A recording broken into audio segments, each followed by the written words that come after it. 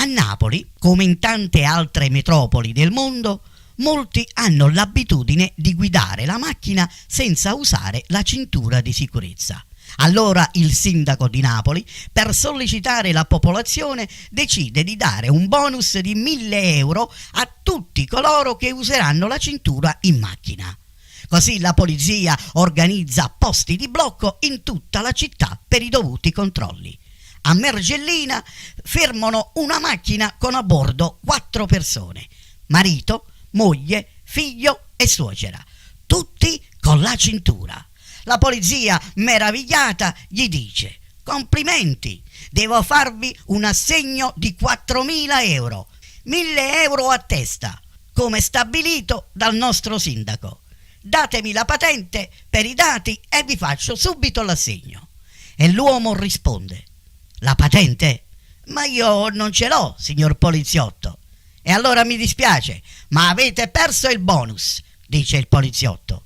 Ma la suocera dell'uomo, quasi gridando, dice: signor poliziotto, non gli date retta a questo, che quando sta ubriaco non si rende conto di quello che dice.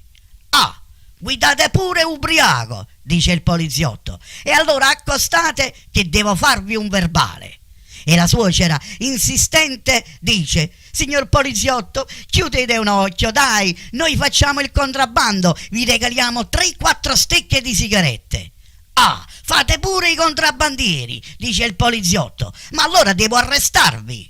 Così dalla macchina all'improvviso si sente la voce del figlio che quasi piangendo dice: papà, te lo avevo detto io che con questa macchina rubata non andavamo molto lontano.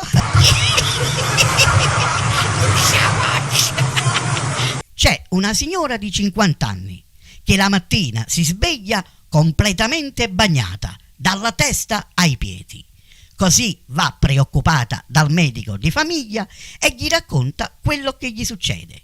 Il medico, pensandoci un po', gli dice: signora, ma non è che lei durante la notte suda? E la signora risponde: sì, d'estate sudo un pochino, ma non più di tanto.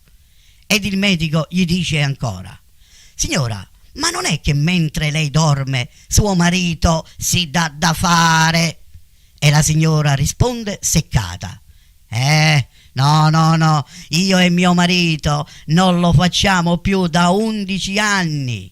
E allora il medico gli dice: signora, faccia una cosa, questa notte faccia finta di dormire e controlli che cosa succede durante la nottata.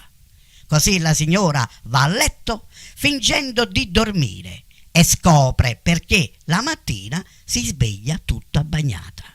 Verso le 3:30 del mattino il marito accende piano piano la luce della lampada sul comodino e comincia a sfogliare un giornalino pornografico.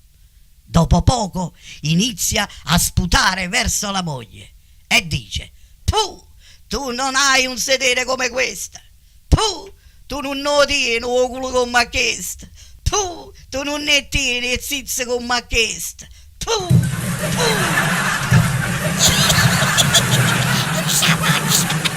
C'è una signora che va dal marito e gli dice: amò, ho deciso di farmi la chirurgia plastica al viso. Il marito, con molta decisione, gli risponde: amò, farti la chirurgia plastica al viso è un po' come cambiare le mattonelle in due bagna. Il rivestimento è nuovo, ma o cess è sempre lo stesso.